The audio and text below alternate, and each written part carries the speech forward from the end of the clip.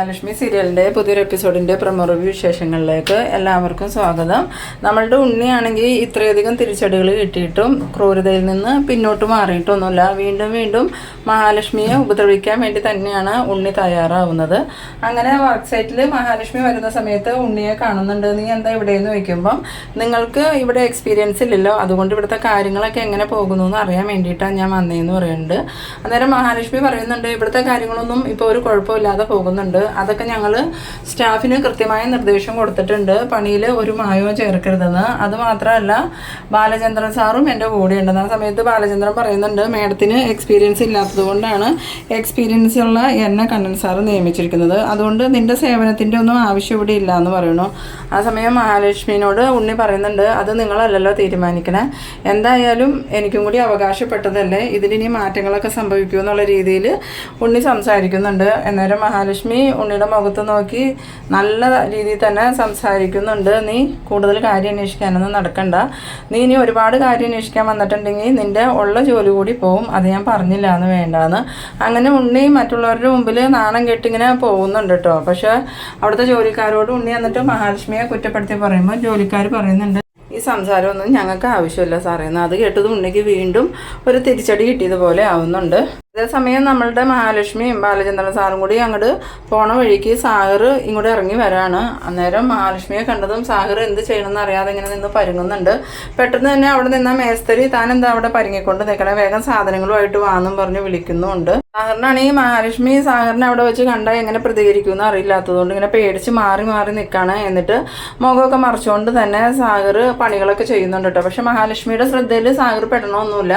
പിന്നീട് നമ്മളുടെ ഉണ്ണി താഴെ എത്തുന്ന സമയത്ത് ഒരു പണിക്കാരൻ പറയുന്നുണ്ട്, സാർ അറിഞ്ഞില്ലേ ആ സാഗർ ഇവിടെ ജോലിക്ക് വന്നിട്ടുണ്ടെന്ന്. അന്നേരം ഏത് സാഗർ എന്ന് ചോദിക്കുമ്പം സാറിൻ്റെ അളിയനല്ലേ, അളിയൻ ഇവിടെ ജോലിക്കുണ്ടെന്ന്. വേഗം തന്നെ ഉണ്ണി അവൻ എവിടെയെന്ന് ചോദിച്ച് പറയുമ്പം സാഗറിനെ അവിടെയൊന്നും നോക്കിയിട്ട് കാണില്ല. പെട്ടെന്നാണ് മുഖമൊക്കെ മറിച്ച് ഒരാൾ നിൽക്കണ കാണുന്നത്.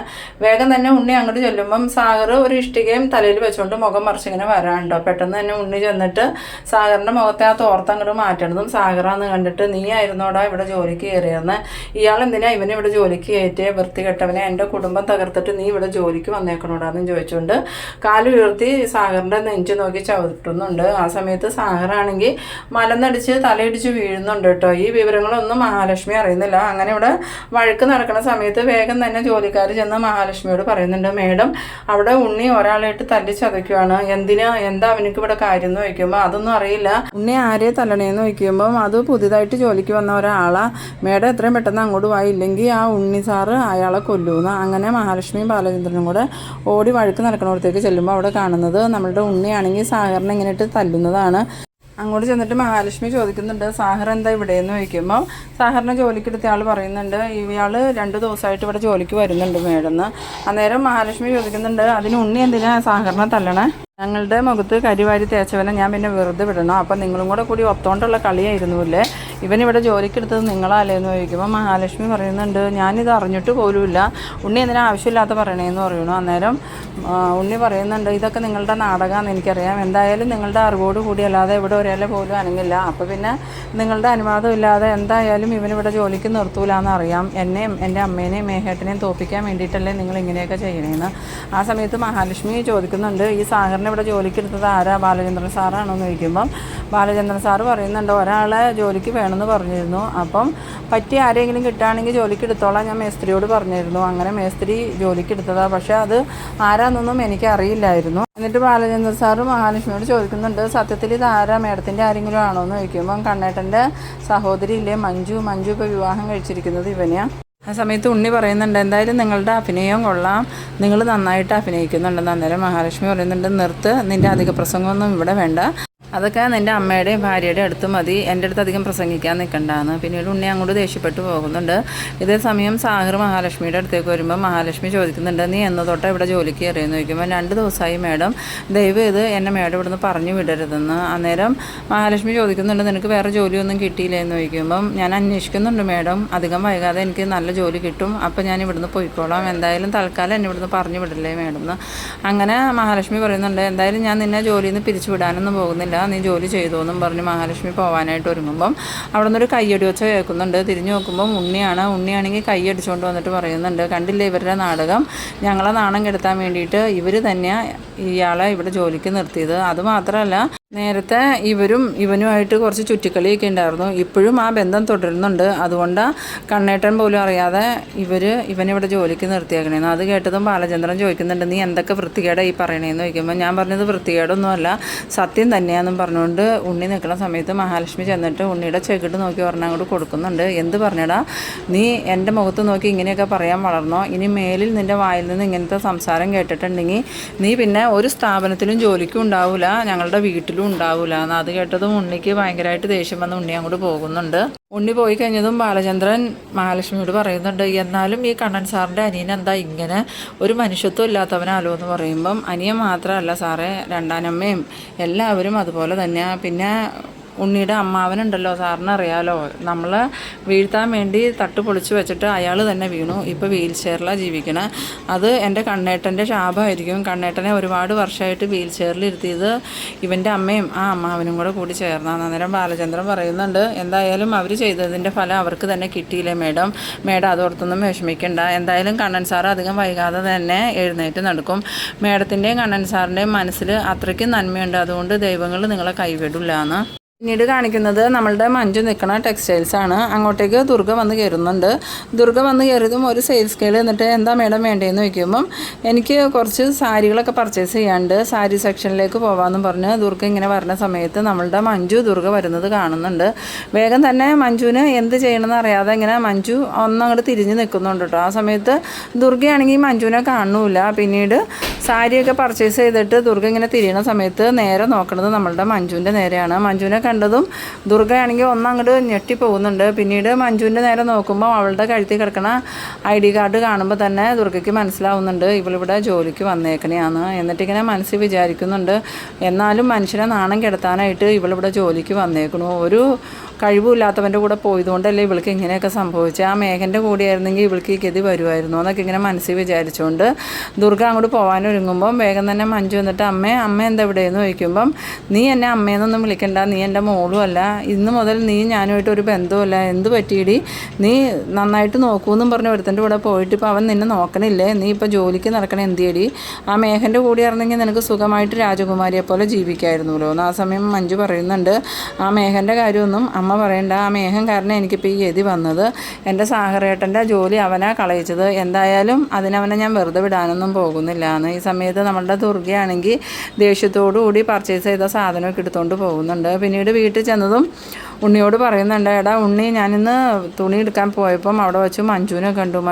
എന്നിട്ട് അവൾ എന്ത് പറഞ്ഞു എന്ന് ചോദിക്കുമ്പോൾ അവളവിടെ ജോലിക്ക് നിൽക്കാം, അവനക്കിപ്പോൾ പണിയൊന്നുമില്ല എന്നാണ് പറഞ്ഞത്. കഞ്ചാവ് കേസിൽ അവൻ അറസ്റ്റിലായതോടുകൂടി തോമസ് ഡോക്ടർ അവനെ ജോലിയിൽ നിന്ന് പിരിച്ചു വിട്ടല്ലോ, അതുകൊണ്ട് ഇപ്പോൾ അവൻ ജോലിയൊന്നും ഇല്ലാത്തതുകൊണ്ട് ഇപ്പോൾ അവളാ ജോലിക്ക് പോകണമെന്ന് പറഞ്ഞു. ആ സമയത്ത് ഉണ്ണി പറയുന്നുണ്ട്, അവനക്ക് ജോലി ഇല്ലയെന്ന് അമ്മയോട് ആരാ പറഞ്ഞ്, അവനിപ്പോൾ നമ്മുടെ കൺസ്ട്രക്ഷൻ കമ്പനിയിൽ ജോലി ചെയ്യുന്നുണ്ടെന്ന്. എന്ത് നമ്മുടെ കമ്പനിയിലോ? അവനെ ആരാ അവിടെ ജോലിക്ക് കയറ്റിയെന്ന് ചോദിക്കുമ്പം ആരാന്ന് ചോദിക്കാനുണ്ടോ, ആ മഹാലക്ഷ്മി തന്നെ, അല്ലാതെ വേറെ ആരാ അവനെ അവിടെ ജോലിക്ക് കയറ്റണേന്ന്. എന്നാലും അവൾ നമ്മളോട് വീണ്ടും ചതി ചെയ്തുകൊണ്ടിരിക്കുമല്ലോ ഉണ്ണി, നമുക്കാണെങ്കിൽ തിരിച്ച് അവളെ ഒന്നും ചെയ്യാനും പറ്റണില്ലല്ലോ എന്ന്. ആ സമയത്ത് ഉണ്ണി പറയുന്നുണ്ട്, അമ്മ നോക്കിക്കോ, ഇതിനുള്ള തിരിച്ചടി ഞാൻ അവർക്ക് എന്തായാലും കൊടുത്തിരിക്കും. ആ സാഹറിനെ ഞാൻ വെറുതെ വിടൂല, അതുപോലെ മഹാലക്ഷ്മിനെയും വെറുതെ വിടൂല. എന്തായാലും ഞാനിന്ന് മേഘേട്ടനെ ഒന്ന് കാണുന്നുണ്ട്. മേഘേട്ടനോട് അവൾ നിൽക്കണ ടെക്സ്റ്റൈൽസിൽ ചെന്ന് പ്രശ്നം ഉണ്ടാക്കി അവളെ അവിടെ നിന്ന് ജോലിയിൽ നിന്ന് മാറ്റാൻ പറയണം. അവൾ ജോലിയൊന്നും ഇല്ലാണ്ടായി കഴിയുമ്പം എന്തായാലും ജീവിക്കാൻ വഴിയില്ലാണ്ട് മേഘേട്ടൻ്റെ അടുത്തേക്ക് തന്നെ തിരിച്ചു വന്നോളും. ആ സമയത്ത് ദുർഗ പറയുന്നുണ്ട്, അതേതായാലും നല്ലൊരു തീരുമാനമാടാ, എന്തായാലും ഇപ്പോൾ സാഹറിന് ജോലിയില്ല, അവൾക്ക് കിട്ടിയ ജോലി നമ്മൾ കളയിച്ചു കഴിഞ്ഞാൽ പിന്നെ അവൾക്ക് ജീവിക്കാൻ വേറെ മാർഗ്ഗമൊന്നും ഉണ്ടാവില്ല. അതുകൊണ്ട് അവൾ എന്തായാലും മേഘൻ്റെ അടുത്തേക്ക് തന്നെ തിരിച്ചു വരും. അപ്പോൾ തന്നെ നീ മേഘനെ കണ്ട് കാര്യങ്ങൾ പറയാമെന്നും പറഞ്ഞുകൊണ്ട് ദുർഗ ഉണ്ണിയെ പറഞ്ഞു വിടുന്നുണ്ട്. പിന്നീട് നമ്മളുടെ ഉണ്ണി ഇങ്ങനെ മേഘനെ നോക്കി നിൽക്കുകയാണ്. ആ സമയത്ത് മേഘൻ്റെ വണ്ടി അങ്ങോട്ട് വന്നത് മേഘേട്ടൻ വന്നൂലോ എന്നും പറഞ്ഞ് ഉണ്ണി സന്തോഷത്തോടു കൂടി അങ്ങനെ ചെല്ലുമ്പം മേഘം കാറിൽ നിന്ന് ഇറങ്ങിയിട്ട് ചോദിക്കുന്നുണ്ട്, എന്തിനാടാ ഉണ്ണി നീ കാണണമെന്ന് പറഞ്ഞതെന്ന് ചോദിക്കുമ്പോൾ അതൊരു അത്യാവശ്യ കാര്യം പറയാനാ. ആ സാഹറില്ലേ, സാഹർ ഇപ്പോൾ കണ്ണേട്ടൻ്റെ കമ്പനിയിൽ ജോലി ചെയ്യുന്നുണ്ട്. അതെങ്ങനെയാണ്, കണ്ണനാണ് അവനക്ക് അവിടെ ജോലി കൊടുത്തതെന്ന് ചോദിക്കുമ്പം കണ്ണേട്ടനെ ഇനിയിപ്പോൾ കമ്പനിയിലേക്കൊന്നും പോകുന്നില്ലല്ലോ, അവരായിരിക്കും, ആ മഹാലക്ഷ്മി ആയിരിക്കും അവനെ അവിടെ ജോലിക്ക് എടുത്തത്. അവനൊക്കെ ഇവിടെ എന്ത് ജോലിയാണ് അവൾ കൊടുത്തേക്കണേന്ന് ചോദിക്കുമ്പം നല്ല ജോലിയൊന്നുമല്ല, അവിടുത്തെ സിമെൻറ്റും മിറ്റലും കട്ടയൊക്കെ ചുമന്നുകൊണ്ട് പോണ ജോലി തന്നെയാണ് കൊടുത്തിരിക്കുന്നത്.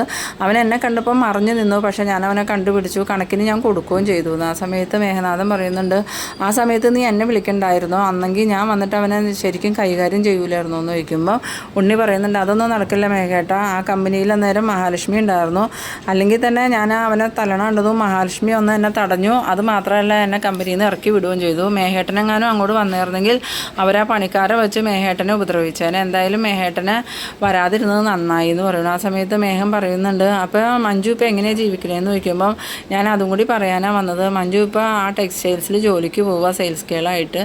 ഇന്ന് അമ്മ ടെക്സ്റ്റൈൽസിൽ ചെന്നപ്പോൾ മഞ്ജുവിനെ കണ്ടിരുന്നു. ആ സമയത്ത് മേഘനാഥനാണെങ്കിൽ ഭയങ്കര സന്തോഷമാവുന്നുണ്ട്. അതേതായാലും നന്നായിടെ മോനെ, എത്രയും പെട്ടെന്ന് ഞാൻ അവളുടെ ആ ജോലി കളയിപ്പിക്കും, പിന്നെ അവനും ഒരു ഗതിയില്ലാതെ എൻ്റെ കാൽ കീഴിൽ വരും, അത് തന്നെയാണ് ഞാൻ ആഗ്രഹിക്കുന്നത്. ആ സമയത്ത് ഉണ്ണി പറയുന്നുണ്ട്, എന്തായാലും കണ്ണേട്ടൻ സഹായിക്കുമെന്നൊന്നും തോന്നണില്ല, അങ്ങനെ കണ്ണേട്ടൻ സഹായിക്കുമായിരുന്നെങ്കിൽ ഇപ്പോൾ കണ്ണേട്ടൻ്റെ ഏതെങ്കിലും ഓഫീസിൽ മഞ്ജുവിന് ജോലി കൊടുത്തേനെ. എന്തായാലും സാഗറിനെ അവിടെ നിർത്തിയിരിക്കുന്നത് കണ്ണേട്ടൻ്റെ അറിവോടുകൂടി അല്ലാന്ന് എനിക്ക് തോന്നണേന്ന്. ആ സമയം മേഘം പറയുന്നുണ്ട്, എന്തൊക്കെയായാലും മഞ്ജു കൈവിട്ടു പോയി എന്നാണ് ഞാൻ വിചാരിച്ചത്, ഇനിയിപ്പോൾ അവളെ തിരിച്ചു പിടിക്കാനുള്ള ഒരു വഴി തെളിഞ്ഞ് കിട്ടിയിട്ടുണ്ട്, എത്രയും പെട്ടെന്ന് ഞാൻ അവളെ തിരിച്ചെൻ്റെ വീട്ടിൽ തന്നെ എത്തിക്കുമെന്ന്. ആ സമയത്ത് ഉണ്ണി പറയുന്നുണ്ട്, ഒരു രീതിയിലും മേഘേട്ടൻ അവളെ വെറുതെ വിടരുത് മേഘേട്ട, ജീവിക്കാൻ ഒരു ഗതിയില്ലാതെ അവൾ മേഘേട്ടൻ്റെ കാൽക്കൽ തന്നെ വന്ന് വീഴണമെന്ന്. അത് കേട്ടതും മേഘേട്ടനാണെങ്കിൽ ഇങ്ങനെ അട്ടഹസിച്ച് ചിരിക്കുന്നുണ്ട്. പിന്നീട് നമ്മുടെ മഞ്ജു ഡ്രസ്സൊക്കെ മടക്കി വെച്ചുകൊണ്ട് നിൽക്കുന്ന സമയത്ത് അങ്ങോട്ടേക്ക് നമ്മുടെ മേഘം കയറി ചെല്ലുന്നുണ്ട്.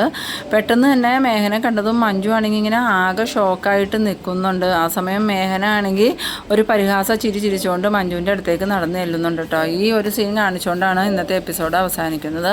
അപ്പോൾ നിങ്ങളെൻ്റെ വീഡിയോ ആദ്യമായി കാണുന്നവരാണെങ്കിൽ ചാനലൊന്ന് സബ്സ്ക്രൈബ് ചെയ്യാനും ഇഷ്ടമായ ലൈക്ക് ചെയ്യാനും ഷെയർ ചെയ്യാനും മറക്കരുത്. അപ്പോൾ അടുത്തൊരു എപ്പിസോഡുമായി നമുക്ക് വീണ്ടും കാണാം. അതുവരേക്കും ബൈ ബൈ.